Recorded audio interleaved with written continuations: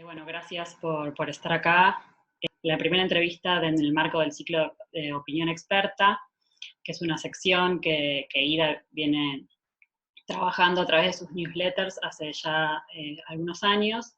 Y en este caso nos acompaña Pancho Liernur, te presento. Sos arquitecto, graduado de la UBA, fue decano fundador de la Escuela de Arquitectura y Estudios Urbanos de la Universidad Torcuato Di Tella, actualmente profesor emérito de esta universidad. Investigador principal del CONICET, profesor en distintas universidades nacionales e internacionales, curador invitado del Museo de Arte Moderno de Nueva York en 2015 para la exposición Latin America in Construction. Y has publicado también varios libros sobre historia de la arquitectura, como el Diccionario de Arquitectura y el Urbanismo en la Argentina, Arquitectura en la Argentina del siglo XX, también La Red Austral con Pablo Chepiulka y La Casa y la Multitud con Anaí Valent, entre otros. Como decía, entonces, este ciclo de Opinión Experta es especial porque se inscribe dentro del proyecto Épica, Hazañas del Diseño Argentino. Es un programa curatorial multiformato que propone revisar un siglo de historia del diseño a través del acervo de la Fundación IDA y otros archivos. Durante los meses de abril y mayo se va a estar presentando el primer capítulo que transcurre entre 1920 y 1940, y en este capítulo se propone abordar las transformaciones estéticas y culturales que hicieron posible la emergencia de la arquitectura y el diseño modernos en Argentina. Vos has planteado en varias oportunidades que no es posible comprender la arquitectura moderna sin considerar la presión impuesta por el problema de la vivienda, y quería que cuentes un poco por qué crees que es así. En tu pregunta hay dos partes, ¿no? Una parte se refiere en general a la emergencia de la arquitectura moderna en la Argentina. Podríamos decir que hay subdivisiones, porque esta sería una subdivisión de la idea de la emergencia de la arquitectura moderna en general, y la otra, la idea de que la arquitectura moderna o esa emergencia, entre otros factores, tiene que ver con el tema de la vivienda. En la historia de la arquitectura como institución occidental, la cuestión de la vivienda no fue un tema, no fue un problema. El gran tema, sin duda, era la iglesia, y de ahí para abajo había una serie de otras categorías. Vendría el Palacio del Rey, y ahí atrás estarían las residencias de los grandes burgueses, para decir así. Pero la vivienda, y cuando decimos vivienda y no las casas, me refiero a la vivienda como problema de provisión de albergue a grandes sectores de la población, nunca figuró. No estaba en los planes de qué era esta disciplina. Ahora, en el siglo XIX aparece un problema que afecta a la totalidad de las expresiones culturales, no solamente, por supuesto, las culturales, pero que también afecta a las expresiones culturales, es la industria, y con la industria la reproductibilidad, y lo que Walter Benjamin llama la reproductibilidad técnica. Apareció una demanda masiva, que es la vivienda urbana, digamos, y que era masivo era un dato de hecho, ¿no? O sea, la concentración urbana genera este problema nuevo.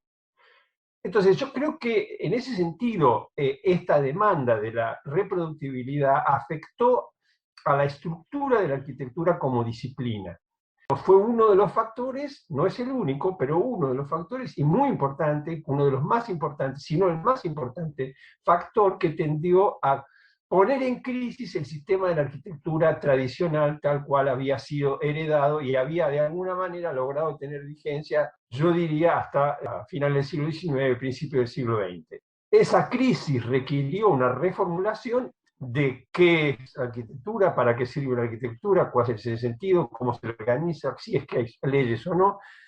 Y en eso estamos, creo yo. Yo creo que esa es una crisis que persiste. Es una disciplina que sigue siendo tensada, me parece, por esa cuestión. Que haya momentos en que eso pase, se deje de lado, se lo olvide, o no se lo haga presente en los debates de la arquitectura, eso es una cuestión que tiene que ver con la política, con la sociedad, con los estados concretos de cada momento de la historia. pero el tema sigue estando ahí y sigue siendo fundamental. Bueno, entonces veníamos a esta pregunta respecto de la relación entre arquitectura moderna y vivienda. Y yo te decía que en Fundación IDA, uno de los archivos importantes que tienen es el de Vladimiro Acosta. Y en ese archivo lo que se ve es de todos los documentos que él reunió para el libro este que veíamos la imagen de la portada recién, Vivienda y Ciudad, y se ve, bueno, este interés por, también desde la perspectiva del higienismo, ¿no? Una preocupación por la vivienda hacinada, la vivienda sin luz, la vivienda sin ventilación, que va a ser parte de sus exploraciones. Él piensa este sistema Helios, pero además de este sistema que va a estar inspirado en estas cuestiones biológicas, según las va a definir él, también va a crear una espacialidad bastante nueva y radical para la época, sobre todo en Argentina, ¿no? No sé qué pensás vos respecto de la obra y del aporte de Vladimiro Acosta a la historia de la arquitectura moderna en Argentina. Esta imagen que estamos mostrando acá es un típico corte de un espacio de los formulados por Le Corbusier, ¿no? La doble altura y una función en un nivel intermedio, en esa doble altura, un nivel que no ocupa obviamente la totalidad. Ahora, ese tipo de espacio no es un espacio nuevo, para nada. Es un espacio que tiene, es más, un espacio que se remonta diría hasta la Edad Media probablemente, y si no, a los primeros momentos, qué sé yo, al siglo XVI por lo menos. El hall Tudor tiene esa característica. Son espacios, espacios de gran dimensión que contienen dentro de sí niveles diferentes, ¿no? Y lo puede rastrear, hay muchos ejemplos en arquitectura de Occidente que son de este tipo. Es más, todavía a principios del siglo XX, digamos, proyectos que eran algunos, digamos, lo que se llaman monumentalistas, bancos y demás, tenían esta característica. O sea, este tipo de espacio no necesariamente es un espacio moderno. Sí creo que la idea que hay aquí en este dibujo, que es la luz, y eso tiene que ver con esa preocupación que vos decías antes, acerca del valor que la idea del sol y la luz tiene también de manera, no solamente por el higienismo, sino también de manera, casi diría, mítica, ¿no? Hay que recordar que por algo se llama iluminismo, el iluminismo, digamos, ¿no? O sea, tiene otro tipo de valores.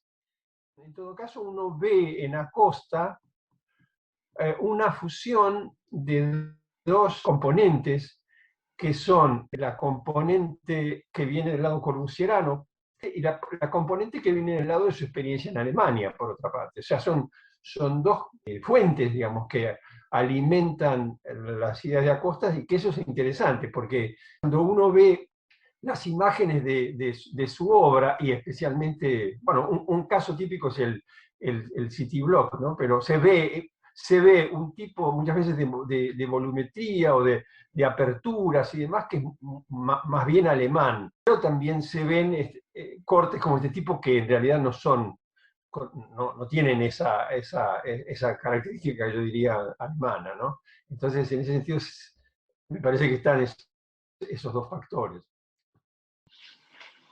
Digamos, cuando vos ves esas aberturas en esta casa, por ejemplo, esas aberturas no son corbusieranas, para nada. Si vos le sacás toda la losa esa que genera, justificadas, si querés, por la idea del sistema Helios, el resto es más bien, yo diría, Gropius de los años 20, digamos, que Le Corbusier, ¿no? Y es poco, y Le Corbusier siempre que puede no se priva de esa condición espacial, ¿no? En el caso de Acosta es, como te decía al principio, sí y no. No quería dejar de pasar por la casa de Victorio Campo, porque en este caso casi que lo obliga al arquitecto a hacer una casa modernista muy a su pesar. Y bueno, me parece también interesante para pensar el rol de las mujeres en la arquitectura y de cómo ahora, en los últimos años, se está viviendo una restitución del papel de la mujer en el desarrollo de la arquitectura moderna, bueno, en el caso de Victoria Ocampo como comitente, pero también en el caso de autoras como Delfina Gálvez, que participó del proyecto y de la construcción de la Casa del Puente. ¿Cómo ves vos esta restitución del papel de la mujer o de los aportes de las mujeres a la historia de la arquitectura y el diseño? Un plano es el plano cuantitativo y por razones obvias, no ha habido muchas mujeres que se han dado, y se les ha dado socialmente el permiso para seguir carreras universitarias en este. Yo no tengo idea, y eso es una función que en todo caso te la paso, la dejo en tus manos. ¿Quién fue la primera arquitecta en Argentina? Filandia ¿Sabés? Pisul, sí, Filandia Pisul se graduó en el 28 o 29, no está la fecha cierta, Vamos pero todavía. Bueno, me alegra, pero en general empezando por eso, es una historia muy desconocida esa, ¿no? O sea, cuantitativamente me refiero, ¿no? O sea, ha habido, por las razones que todos sabemos, un límite a eso. Por lo tanto, si la cantidad de nombres significativos para una historia de la arquitectura como disciplina, como disciplina, como una práctica cultural trascendente, digamos, ¿no? Hay pocas figuras que han hecho contribuciones importantes a eso. Me refiero en la historia de la arquitectura y en la historia de la arquitectura en la Argentina también. En definitiva, cuando en un relato elemental de la historia de la arquitectura argentina y de la historia de la arquitectura moderna en la Argentina, ¿cuántos arquitectos se nombran en este periodo? Y no son muchos. Bueno, si la proporción era mínima, es mínima también las figuras, pero aún así me parece que hay, hay personajes interesantes como es Delfina Williams, ¿no? Cuando uno ve las fotos que nosotros publicamos de la graduación, del viaje de graduados, de egresados de la promoción del 37, había mujeres, compañeras de Kurchan y de Ferrari, y de manera que sí, me parece que ahí sí creo yo que hay una tarea historiográfica legítima que tiene que ser hecha y que debería ser hecha, porque es injusto que eso no se... Por ejemplo, como vos lo expresás acá con este cartel, es injusto que se diga que la casa del puente sobre el arroyo es de Williams, y no que se diga que es de Williams, de Amancio y de Delfina Williams, que son ambos, ¿no? Y confieso, yo he tenido que hacer, y sigo teniendo que hacer el esfuerzo de decir, no, bueno, un momento, no es así, no necesariamente es así, ¿no? Y por eso, bueno, en el caso de la carrera, tratamos desde el principio de incorporar, hacer una cosa de paridad, digamos, de presencia de arquitectas y arquitectos, ¿no? Y inclusive en mi curso sobre América Latina, por ejemplo, yo siempre trato de decir, bueno, está Dora Porcet, está también la Pastorita en Cuba, digamos, hay figuras femeninas en la historia de la arquitectura en América Latina pero muy importantes, que no tienen que ser, incorporadas, ¿no? Y que tienen que ser consideradas, ¿no? sí, además lo que se ve en este cartel es que la autoría ya estaba dada desde el principio de la obra, o sea, no es que hay que readjudicársela, pero bueno, Claro, claro, evidentemente claro. eh, todavía hay tarea para hacer en ese sentido, y bueno, creo que se está haciendo, ¿no? Hay una colectiva que se llama Un día una arquitecta que hizo un relevamiento muy importante de las arquitectas de todo Claro, el mundo. sí, no lo estaba teniendo en cuenta. Sí, claro, sí, sí, sí, seguro. Y bueno, de hecho Importante. ahí está toda la información sobre estas primeras arquitectas, que esta Finlandia Pinsula es un personaje bastante interesante porque, bueno, fue la primera arquitecta y además era aviadora, entonces participó también en el proyecto del aeroparque. Bueno, todos estos personajes obviamente eran personajes particulares porque estaban de alguna manera rompiendo barreras en ese momento. Claro. Pero bueno, hablando de trayectorias memorables, tenemos esta casa que ahora ya sabemos que es de Amancio y de Delfina, ambos participaron. Fue, como vos decías, proyectada para el padre de Amancio Williams, que además era un pianista y un compositor muy reconocido. Pero bueno, un poco como para también charlar sobre esta figura y su trayectoria memorable, Amancio Williams, para vos, ¿cuál es el mayor aporte que hizo Williams a la arquitectura, a la historia de la arquitectura en Argentina? Qué es lo que más te gusta de su obra o qué es lo que más te cautiva? Lo que más me impresiona de su obra, lo que más me gusta de su obra es su única obra, digamos, o sea, me encanta. Porque el resto, bueno, son, sí, qué sé yo, algunas cosas se construyeron, pero digamos que no mucho significativo, ¿no? Pero lo que más me interesa de él, precisamente, quizás más que esta obra es una prueba de que era un gran arquitecto, digamos, pero lo que más me interesa de él es su posición teórica, que creo que es única.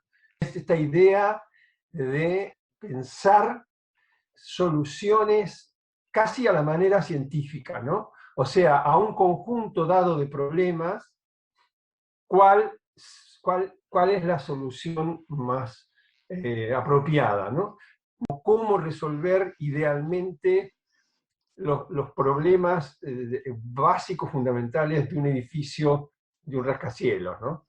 Y la gente que siempre lo despreció porque había construido poco, creo que no entiende nada, nunca entendió nada de arquitectura realmente, porque la arquitectura no es solamente las cosas construidas, la arquitectura es un todo en el cual están las cosas construidas, las cosas que se construyeron, los dibujos, las ideas, en fin, montones de cosas, los clientes, montones de cosas están en la arquitectura que no son solamente las obras construidas. Eso es una forma muy reductiva de entenderlo, ¿no? Entonces me parece que ese es como arquitecto, me parece que ese es un gran mérito de Williams, ¿no?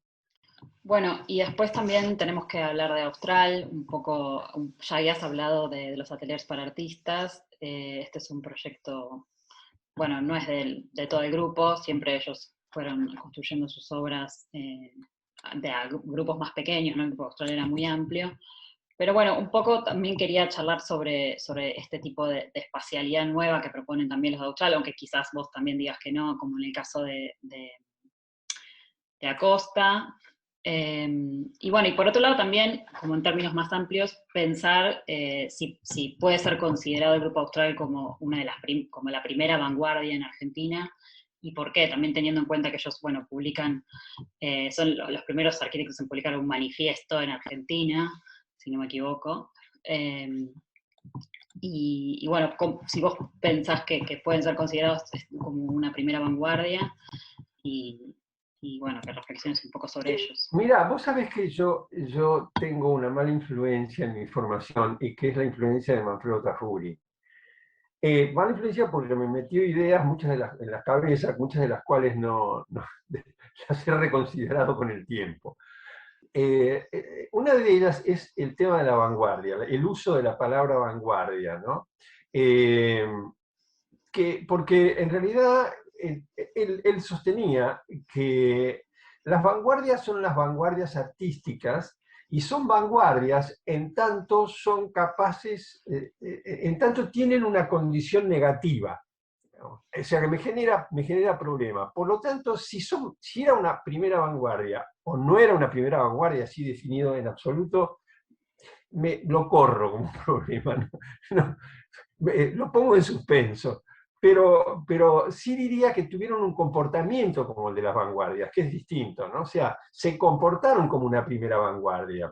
Porque nunca, es decir, el hecho, como cosas que vos dijiste, manifiesto, definir un grupo, reunirse para una finalidad, inclusive conspirar, ellos conspiraban, digamos, ellos por eso en un momento Le Corbusier les para el carro cuando están conspirando a favor de poner en práctica el plan de Buenos Aires o están haciendo, roscando con los sindicatos con los cuales tenían contacto, con políticos y más. Le Corbusier le dije, paren la mano, o sea, yo estoy, digamos, yo no necesito que ahora me muevan el avispero, si yo estoy negociando con el embajador argentino en París, ¿viste? Yo no quiero que hagan lío y que anden repartiendo panfletos en la calle.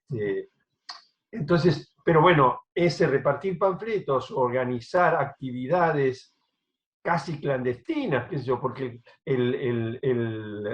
la encuesta de vivienda que hacen con los sindicatos y los obreros era una cosa clandestina, no era una cosa oficial. Entonces, lo que quiero decir, ellos sí es un grupo que se comporta como una vanguardia, y yo creo que casi tan importante como eso es que es un grupo que además tenía una vocación de ligar a la arquitectura, no con el arte en general, sino con cierta manifestación del arte, que es el surrealismo.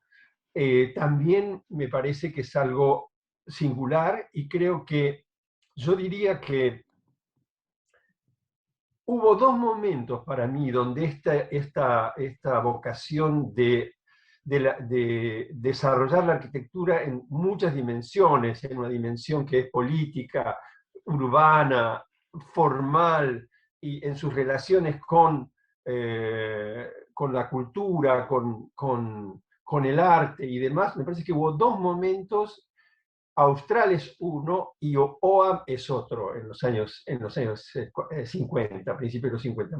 Y creo que, es más, te diría, me parece que uno de los problemas de la arquitectura en la Argentina es que solo ha tenido esos dos momentos. Y creo que Austral tuvo es muy interesante, y es muy interesante por eso, ¿no? O sea, ellos no tuvieron es muy emocionante cuando uno lee las cartas o los documentos. Por ejemplo, cuando ocurre lo de San Juan, y ellos se van prácticamente al día siguiente de que ocurre el terremoto. Y se van y se instalan. Todavía había, ¿cómo se llaman? Escombros. Repercusiones del Ah, terremoto. ¿Eh? no, pensé que escombros, decir. Sí, escombros sí, pero Escombros seguros, además ¿eh? cuando se instalan Réplicas. no sé, consiguen réplicas, se consiguen una casa y se instalan ahí, y todavía había réplicas y no saben muy bien, tienen algunos contactos políticos con alguna gente y demás, y no saben muy bien qué va a pasar, pero esa actitud de extraordinaria generosidad, pero al mismo tiempo de pensar en temas grandes, ¿no? Temas cuando el concurso de Mendoza, ellos prácticamente para mí inventan la planificación regional en la Argentina. Entonces, todo eso me parece que después por eso digo, son dos momentos, ¿no? OAM es diferente, ¿no? Pero Austral tiene ese rol. La riqueza de la casa es un invento de Le Corbusier que es producto del intento de Le Corbusier de articular ciudad existente de trama y, digamos, ciudad con un espacio libre, digamos, hacia el parque, ¿no?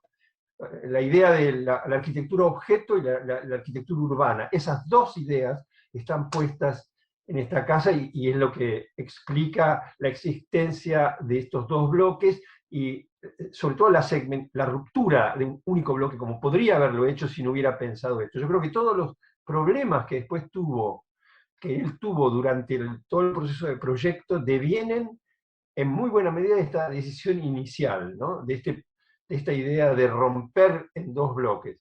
Y eso le costó mucho resolverlo. La cualidad de este lugar, todos sus espacios y demás, tiene que ver con esa tensión enorme que hay entre estos dos bloques puestos, uno en diagonal y el otro más ligado a la trama, ¿no? O sea, esta casa no existe sin una idea de la ciudad, y por eso siempre promoví y sigo promoviendo y no sé qué resultó cuando se estuvo por declarar la Patrimonio de la Humanidad. Yo sostenía que había que declarar Patrimonio de la Humanidad todo, incluyendo las dos casas existentes, las dos casas de al lado, porque el edificio se entiende con esas dos casas, si no, no se entiende. Y bueno, acá están las propuestas urbanas de Vladimiro, bastante más radicales de lo que veíamos en lo construido. ¿Cuáles son para vos las diferencias entre estas dos formas de pensar la ciudad? La propuesta de Vladimiro y la de los Austral. Austral estuvo no se puede decir, yo no puedo hablar de la propuesta urbana del Grupo Austral, porque en realidad ellos, mientras fueron el Grupo Austral, lo que hicieron fue tratar de hacer aprobar la propuesta para Buenos Aires de Le Corbusier. Entonces, una cosa es la propuesta para Buenos Aires de Le Corbusier, del Plan de Buenos Aires, y otra cosa es ellos. Y yo creo que con ellos pasó algo parecido a lo que pasó con Williams, ¿no? Cuando yo digo, Williams lo traicionó a Le Corbusier porque era tan radical en su repetición, en su intento de reproducir exactamente lo que Le Corbusier le había mandado, que no adecuó el proyecto a la realidad del replanteo de lo que existía, y por lo tanto finalmente la casa tal cual es traiciona la idea inicial de Le Corbusier. En los años 40, Le Corbusier estaba tratando de ser menos radical, si querés. No era el de la Carta de Atenas, era un personaje más complejo. Y eso me parece que acá no lo entendían muy bien, no lo entendieron muy bien. Entonces, ¿por qué digo? Porque finalmente la ciudad frente al río no es Le Corbusier. O sea, la ciudad frente al río, una serie de bloques eh, despegados de la trama de la ciudad, no era Le Corbusier. Le Corbusier ya no pensaba así, no estaba haciendo, no era eso lo que quería hacer, ¿no? Lo que decía es: yo no vengo a hacer tabla rasa, yo vengo a articular. Y entonces, por eso digo, pero eso tampoco se puede decir que sea austral, porque eso es sobre todo los que estaban ligados a la ciudad de Buenos Aires, y en particular Ferrer Doy, que empujan el proyecto de la ciudad frente al río, ¿no? La propuesta de Acosta es que hubo un intento de articulación en pensar el bloque allí, como se ve en los primeros proyectos del City Block, porque esas son las manzanas de Buenos Aires, pero después se saltó con eso y pasó a pensar a la ciudad lineal, digamos, tenía nada que ver con una articulación con lo existente. En ese sentido, lo que antes decía respecto de la posición, por ejemplo, de la ciudad frente al río, bueno, está bastante en línea con esa posición más radical, más utópica de Acosta, o no sé si más utópica, pero al menos más radical, más de la Tabula ciudad rasa, sobre el digamos. verde, digamos, los bloques sobre el verde, ¿no? O sea, esa idea.